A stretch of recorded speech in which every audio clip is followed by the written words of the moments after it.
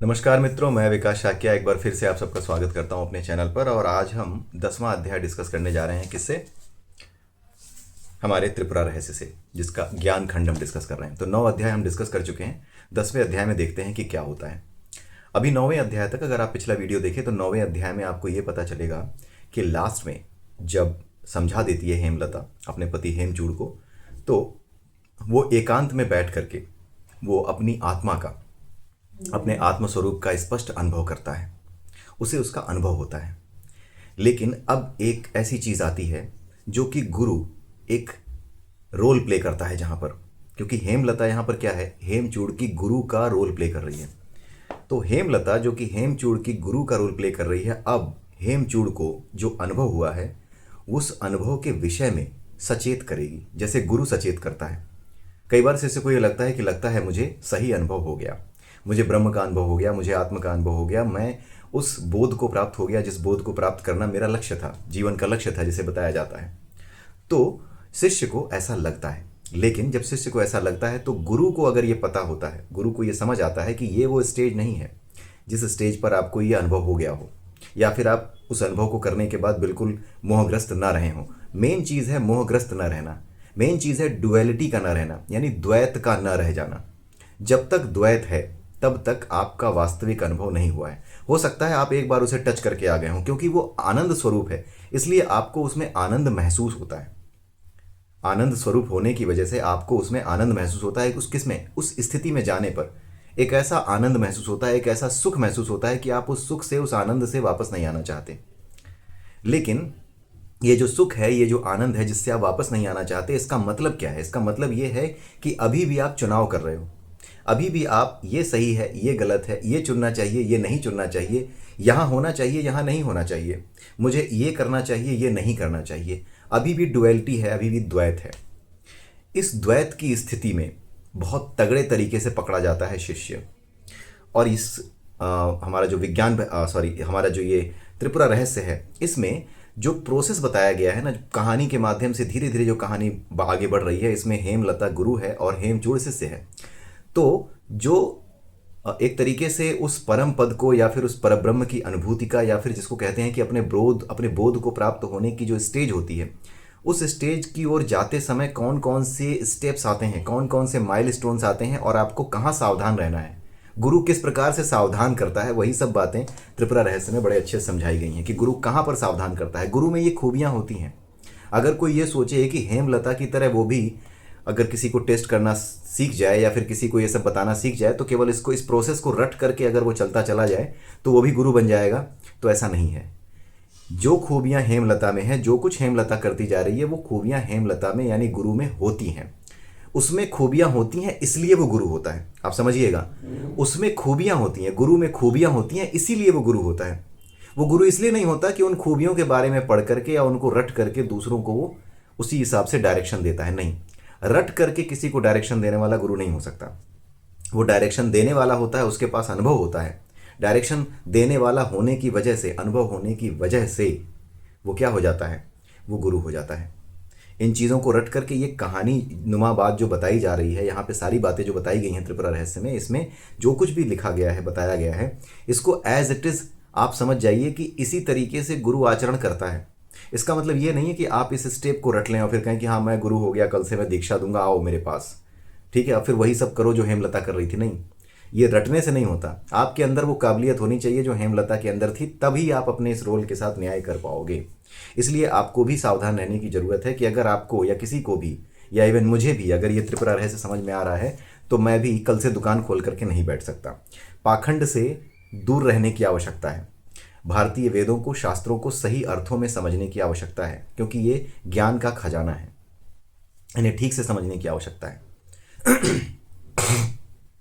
इनका अनुभव करने की आवश्यकता है। बिना अनुभव किए अगर हम इन्हें आचरण में लाने का प्रयास करेंगे तो ये ठीक वैसे ही होगा जैसे एक स्टूडेंट है जो कि अपनी किताब रट करके चला गया है, एग्जाम में लिख भी आया है, 100 आउट ऑफ 100 भी आ गए हैं, लेकिन असल में उसे ज्ञान है ही नहीं उस विषय का। वो तो रट करके जा करके लिख आया है, भाग्य से वही प्रश्न आ गए जो कि उसने पढ़े थे तो उसने उत्तर लिख दिए।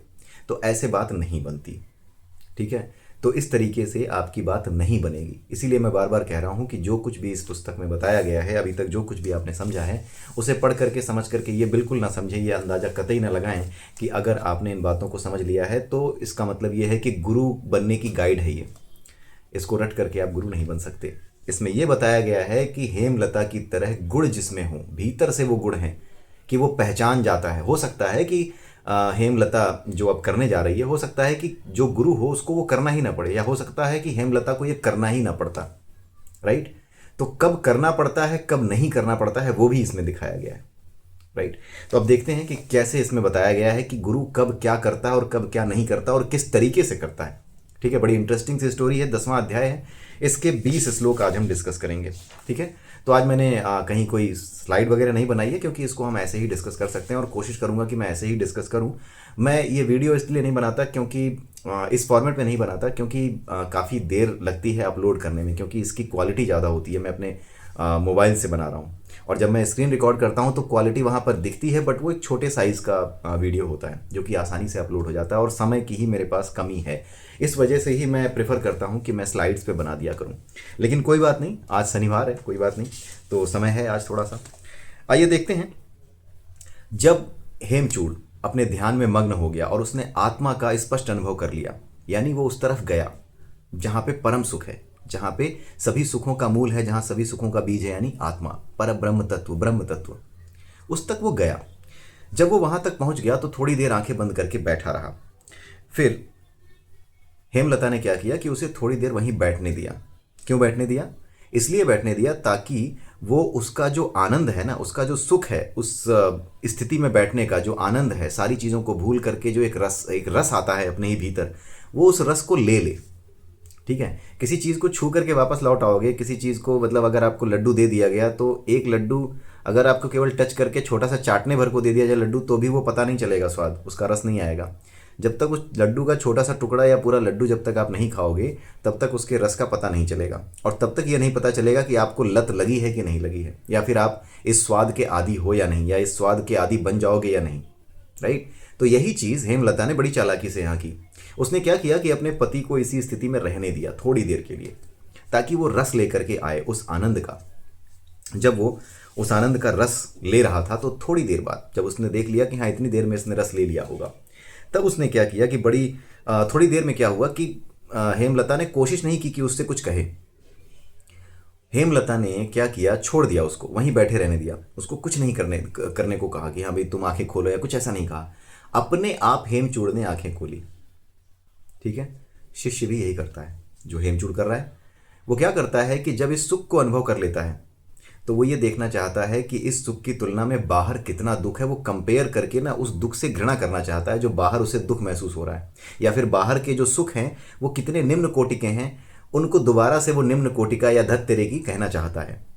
ये करता है, ये चालाकी होती है। तो यहाँ पर यही लिखा है कि फिर उसने, यानी कि हेमचूड़ ने बड़ी ही होशियारी से अपनी आंखें खोलकर पत्नी के साथ सारी दुनिया को देखा। सारी दुनिया को उसने देखा, लेकिन उसके बाद, देखने के बाद उसने क्या किया होगा, अनुभव किया होगा बाहर की दुनिया को, कंपेयर कर रहा है, द्वैत और स्ट्रांग हो रहा है। ठीक है, जैसे ही डुअलिटी और स्ट्रांग होती है वैसे ही उसने वापस क्या किया कि जैसे ही बाहर की चीज़ को देखा, कहा कि अरे ये तो पता नहीं कैसा सुख है, ये तो सुख के नाम पे दुखी है बाहर जो सुख दिख रहा है।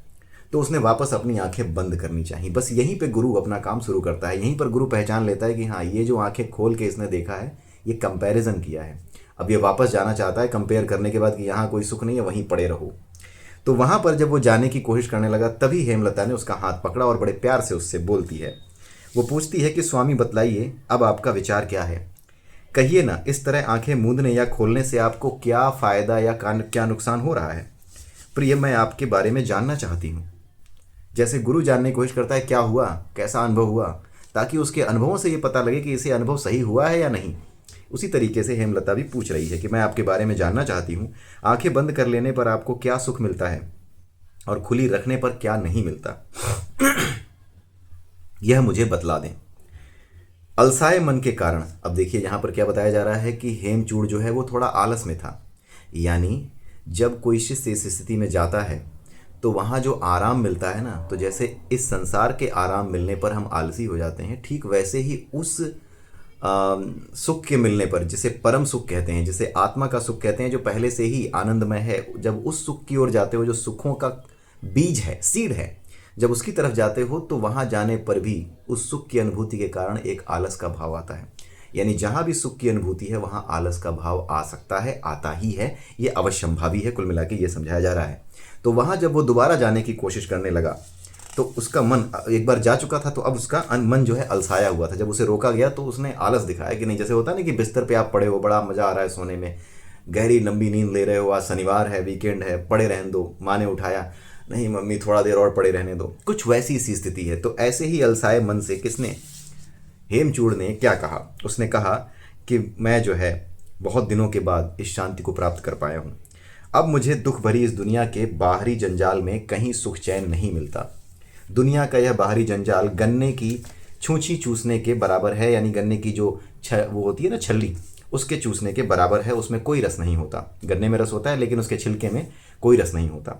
इसकी अब मुझे कोई ज़रूरत नहीं। यानी उसने कंपेयर कर लिया कि गन्ने का रस और जो कंपैरिजन है उसने क्या किया, उसकी खोई जो होती है, गन्ने की खोई कह रहा हूँ, गन्ने का जो छिलका होता है जो थोड़ा मोटा होता है, उससे कंपेयर किया कि उसका जो स्वाद होता है और गन्ने का स्वाद होता है, इतना अंतर है। ठीक है, इसकी अब मुझे कोई ज़रूरत नहीं, यानी इस गन्ने की छोची की मुझे कोई ज़रूरत नहीं है। अपनी बदकिस्मती की वजह से मैं तो अंधा हो गया था। इसी से आज तक आत्मस्थिति के इस सच्चे सुख की अनुभूति से मैं दूर रहा। यानी जो अनुभव मैंने किया है इससे मैं आज तक इसीलिए दूर रहा क्योंकि मैं संसार के सुख को वास्तविक सुख समझता रहा। अपने घर में रखे खजाने से अनजान कोई आदमी भीख मांगता हो, उसी तरह मैं अपने आत्मानंद सागर को बिना जाने बार बार आकाश में छिटकने वाली बिजली की तरह क्षणिक यानी मोमेंटली दुनियावी दुख द्वंद्व से वासना दुख को ही बहुत अच्छा और मजबूत समझता रहा और उसी के पीछे दिन रात लगा रहा। यानी कि मैं सांसारिकता के पीछे ही लगातार भागता रहा। इतने कठिन शब्दों में कुल मिला के यही कहा गया है। हिंदी के इन शब्दों में कुल मिला के यही कहा गया है कि मैं बेकार में ही संसार के पीछे भागता रहा, जिसमें केवल दुख ही दुख है। उसके आगे वो कहता है कि बड़े ही आश्चर्य की बात है कि बहुत सारे लोग भली बुरी वस्तु का सही ज्ञान ना होने के कारण, वो भली कह रहा है, उसे भली कह रहा है और संसार को अब बुरा कह रहा है। यानी द्वैत क्लियर हो गया, उसको डुअलिटी में बहुत ही स्ट्रांग तरीके से पकड़ा गया। हमारा उद्देश्य होता है डुअलिटी से नॉन डुअलिटी को जाओ। ये भाई नॉन डुअलिटी को टच करके आया और डुअलिटी स्ट्रांग कर बैठा। नॉन डुअलिटी टच करके आने के बाद इसकी डुअलिटी और स्ट्रांग हो गई। ठीक है, तो इसने क्या बोला, सुख पाने की चाह रखने के बावजूद, बहुत से लोग सुख पाने की चाह रखने के बावजूद बहुत सारी दुखद वस्तुओं को ही इकट्ठा करते रहते हैं। अतः अपने ही प्रयास से प्राप्त दुख भोगों की अब मुझे कोई ज़रूरत नहीं रह गई है। मैंने अपनी ही कोशिशों से ये दुख भरी चीज़ें प्राप्त की हैं और अब मुझे इनकी कोई ज़रूरत नहीं रही। क्यों? क्योंकि ये गन्ने की छोची के समान हैं। प्रिय, मैं हाथ जोड़कर तुमसे विनती करता हूँ, तुम मुझ पर दया करो। मतलब अब मुझे वापस जाने दो, आंखें बंद करके उसी सुख में बैठने दो। ठीक है, अब साथ में वो ये भी कहता है कि अरे तुम तो बड़ी बदकिस्मत मुझे लग रही हो कि तुम मुझे इतने प्यार से पकड़ करके बातें कर रही हो, क्योंकि तुम इस आत्मानंद को जानकर भी, तुम तो इस बात को जानती हो, जब जिसने मुझे ये रास्ता दिखा दिया है कि मैं यहाँ तक पहुँच गया, तो तुम भी इस आत्मानंद को जानती होगी। इस आनंद को, आत्मा के इस आनंद को तुम्हारा भी अनुभव रहा होगा। लेकिन इसके बावजूद भी तुम इसे छोड़कर दुख भोगने के लिए ही दुनियादारी में लगी रहती हो। यानी इन चीज़ों को छोड़कर, इनको जानने के बावजूद भी इन चीज़ों को छोड़ने की बजाय तुम इसमें घुसने की कोशिश कर रही हो, वो ये कहता है। पति के ऐसा कहने पर भले बुरे की सही पहचान रखने वाली उस बाला ने मुस्कुराते हुए कहा। अब जो गुरु करता है वो अब कौन कर रहा है? अब हेमलता कर रही है। वो क्या कर रही है कि अभी पूछ रही है कि अभी जो चीज़ें आप कह रहे हो ना कि वहाँ जाकर के असली सुख मिलेगा, मैं वहीं जाना चाहता हूँ, अभी तुमने उसके बारे में जाना ही क्या है? अब वो बात यहाँ पर कहती है जो बहुत देर से हम डिस्कस कर रहे हैं। यहाँ पर वो ये बात कहती है कि जो पवित्र हृदय लोग होते हैं, यानी जिनका मन पूरी तरीके से साफ हो चुका है, जिनका चित्त अब चित्त बन चुका है, जिनका चित्त निर्मल हो गया है, निर्मल चित्त को ही चित्त कहते हैं। जब तक चित्त निर्मल नहीं होता, चित्त के ऊपर जो वासना की वो चढ़ जाती है परत, या फिर इस संसार के जो चार्जेस हैं, जो भी इलेक्ट्रिक चार्जेस हैं, वो जब तक चढ़े रहते हैं वासनाओं के रूप में, तब तक क्या होता है? तब तक होता ये है कि आप चित्त कहे जाते हो। चित्त नहीं कहे जाते, चित्त कहे जाते हो। ठीक है, वो निर्मल जो है चित्त नहीं होता। निर्मल चित्त जब कर लेते हो तो वो चित्त बन जाता है। निर्मल चित्त को ही चित्त कह सकते हो। ठीक है, तो यहाँ पर यही बताया जा रहा है कि जो लोग विद्वान होते हैं, जो वाकई में विद्वान होते हैं, वो वहाँ जा करके, यानी उस स्थिति को प्राप्त करके, उस अद्वैत को टच करके जब आते हैं तो वो मोहग्रस्त नहीं होते। मोहग्रस्त नहीं होने का क्या मतलब है? मोहग्रस्त नहीं होने का मतलब ये है कि वहाँ जाने के बाद तुम किसी एक चीज़ को अच्छा और दूसरे को बुरा यानी डुअलिटी में नहीं रह जाते हो। अगर वहाँ जाते हो और वहाँ से वापस आके तुम डुअलिटी में हो तो तुम सही जगह नहीं पहुँचे हो। पहुँच तो गए हो लेकिन अभी तुम सही रूप से स्थित नहीं हुए हो। You are not you have not got the बोध, मतलब अपना जो बेसिक बोध है, जो आत्म अनुभव है, वो आत्म अनुभव सही रूप से प्राप्त नहीं हुआ है। क्योंकि वो आत्म अनुभव ये कहता है कि ना कुछ अच्छा है ना कुछ बुरा है, सब प्रकृति के नियम के अनुसार, वही इलेक्ट्रिक चार्जेस के नियम के अनुसार, वही इलेक्ट्रोमैग्नेटिक वेव्स हैं, उसी से सब कुछ बना है, उसी से सब कुछ चल रहा है। मुझे थोड़ा जुकाम है तो इस वजह से आप जो है थोड़ा माइंड मत कीजिएगा, क्योंकि बहुत दिनों से ये परेशान कर रहा है, काफ़ी कफ है तो वो धीरे धीरे निकल रहा है। तो वही चीज़ यहाँ पर बताई गई है कि जब जो वास्तव में विद्वान होता है वो वहाँ पहुँच करके पुनः मोहग्रस्त नहीं होता, यानी दोबारा से डुअलिटी में नहीं जाता, इसको अच्छा उसको बुरा है, ये अच्छा है वो बुरा है, वो छोटा है वो बड़ा है, ऐसा कुछ नहीं करता। वो इस चीज़ से बाहर निकल आता है। इसलिए अगर अभी आप डुअलिटी में हो तो वो चीज़, वो पद आपसे उतना ही दूर है जितना कि धरती से आकाश दूर है। उसका भ्रम दूर कर दिया, और यही गुरु करता है। गुरु जैसे ही जान जाता है कि शिष्य को मोक्ष का अनुभव नहीं हुआ है बल्कि मोक्ष का भ्रम हुआ है, मुक्ति का भ्रम हुआ है, बोध का भ्रम हुआ है, आत्म के स्वरूप का भ्रम हुआ है, तो वो यही बात कहता है कि तुम अभी जानते नहीं हो, तुम अभी विद्वान नहीं हुए हो, तुम अभी उस स्थिति में नहीं आए हो जिसे कैवल्य कहते हैं। जैन धर्म में, हिंदू धर्म में इसे कैवल्य कहा जाता है, बौद्ध धर्म में इसे बोध कहा जाता है। ठीक है, तो आगे वो ये बताती है कि आपने जिसे ठीक समझा है कि हाँ मैं सही चीज़ को पा गया हूँ, वो असल में कुछ और नहीं है, वो तो कुछ भी नहीं समझने के बराबर है। आपने कुछ भी नहीं समझा है फिर तो। वह तो आँखों के खोलने या मूंदने से मिलता ही नहीं है। क्यों? क्योंकि वो इंद्रियों का विषय नहीं है। याद कीजिए जो केन उपनिषद है, केन उपनिषद में यही बताया गया है कि वो आँख की आँख है, वो कान का कान है, वो मन का मन है। राइट, वो इंद्रियों का विषय कतई नहीं है, ये मुंडक उपनिषद में भी बताया गया है। तो वो आँखों से देखा जा सके ऐसा नहीं है, बल्कि ऐसा कुछ है कि उसकी वजह से आँखें देखती हैं। ये है बात। ठीक है, तो यहाँ पर हेमलता यही समझा रही है कि वह पद तो आँखों को खोलने या मूंदने से भी नहीं दिखाई देता, क्योंकि वो इंद्रियों का विषय नहीं है। इसलिए आँखों को खोलने और मूंदने से अगर उसका अनुभव हो रहा है और नहीं हो रहा है, मूंदने से अगर अनुभव होता है, खोलते ही अनुभव खो जाता है, तो फिर तुम सही जगह नहीं पहुँचे हो, क्योंकि फिर ये आँखें अपना रोल प्ले कर रही हैं। और जब तक इंद्रियां अपना रोल प्ले कर रही हैं तब तक तुम इंद्रिय विषयों में ही फंसे हो। फंसे किस में हो? आनंद में ही तो फंसे हो। वो आनंद चाहे सांसारिक सुखों का हो, चाहे ये आत्मा के आनंद का अनुभव हो, उसका सुख हो। अगर किसी भी तरह के सुख में फंस गए, यहाँ तक कि आत्मा के सुख में भी फंस गए, तो तुम मोक्ष की स्थिति में, कैवल्य की स्थिति में, यानी बोध की स्थिति में नहीं हो। कुल मिलाकर के यहाँ पर यह समझाया जा रहा है और गुरु भी यही समझाते हैं। ठीक है, आगे वो ये कहती है कि कुछ करने या ना करने से भी वह पद कभी नहीं मिलता। उसको पाने के लिए कुछ करना नहीं पड़ता और कुछ ना करना पड़े ऐसा भी नहीं है। ठीक है, कहीं जाने से या कहीं ना जाने से भी वो पद प्राप्त नहीं होता। जो चीज़ आँख मूंदने से, कुछ करने से या कहीं जाने से मिलती है, उसे भला पूरा कैसे कहा जा सकता है? वही बात है, क्योंकि वो तो पूर्ण है और हमारी इंद्रियां क्या हैं? अपूर्ण हैं। ये अपूर्ण इंद्रियां हैं, उसी पूर्ण का हिस्सा हैं। वो अपने आप में पूर्ण है लेकिन हमारी इंद्रियां अपूर्ण हैं। तो जो हमारी इंद्रियां अपूर्ण है वो पूर्ण को नहीं जान सकती। और अगर अभी अपूर्ण से ही, यानी इंद्रियों से ही आप उस परम सत्ता का अनुभव कर रहे हो, तो इसका मतलब है कि आपकी यात्रा अभी बाकी है, अभी आपको बोध नहीं हुआ है, अभी ये कहानी बाकी है, पिक्चर अभी बाकी है। ठीक है, तो आगे वो ये कहती है कि छोटी सी तुम्हारी पलक है, इस पलक को खोलते ही जो चीज़ गायब हो जाए वो तो बहुत बढ़िया, तुम्हें पूर्णता मिल गई। फिर तो बहुत बड़ी पूर्ण चीज़ हो गई, क्योंकि ये तो छोटी सी आँख जो कि अपने आप में अपूर्ण है, जब यही तुम्हारी पूर्णता को भंग कर दे रही है, तो वो पूर्णता हुई कैसी जिसका तुमने अनुभव किया है? वो तो पूर्ण है।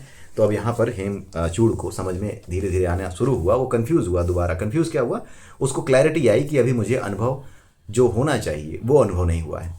उसको एक बार आप टच करके आ गए हो, ठीक वैसे ही जैसे लड्डू चटा दिया किसी ने, खाने को नहीं दिया है अभी, आप उसके स्वाद में लगातार नहीं बैठे हो, चटा दिया गया है तो वो चाट के आ गया है।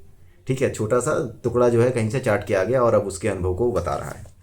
आगे ये कहती है, ताज्जुब की बात है, यानी आश्चर्य की बात तो यह है कि आपके लिए मोह की महिमा भी विलक्षण है। यानी कि मोह ने आपको गजब तरीके से पकड़ा हुआ है, आप समझ ही नहीं पा रहे हो। जहाँ से चले थे लगभग वहीं पहुँच गए। कुछ ऐसी सी बात वो कहना चाह रही होगी, मैं यही समझ पाया हूँ। और मुझे बड़ा आश्चर्य है, वो ये कहती है कि मुझे बड़ा आश्चर्य है, मैं क्या बोलूँ, मैं तो कुछ बोल ही नहीं पा रही। आगे वो कहती है कि जिसके कोने में करोड़ों ब्रह्मांड छुपे हैं, वह परम पद मात्र एक छोटी पलक के खुलते ही खत्म हो जाता है। छोटी सी पलक आप खोलते हो और वो खत्म हो जाता है, ये कैसा है? ये तो एक ऐसी चीज़ हुई कि कोई मतलब ही नहीं हुआ इसके होने या ना होने का।